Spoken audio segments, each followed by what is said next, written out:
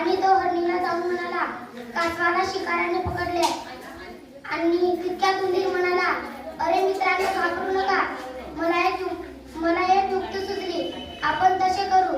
तितक्यात शिकारी म्हणाला, हैच्या, आज तर लय शिकार मिळतायत. आणि तो कासवा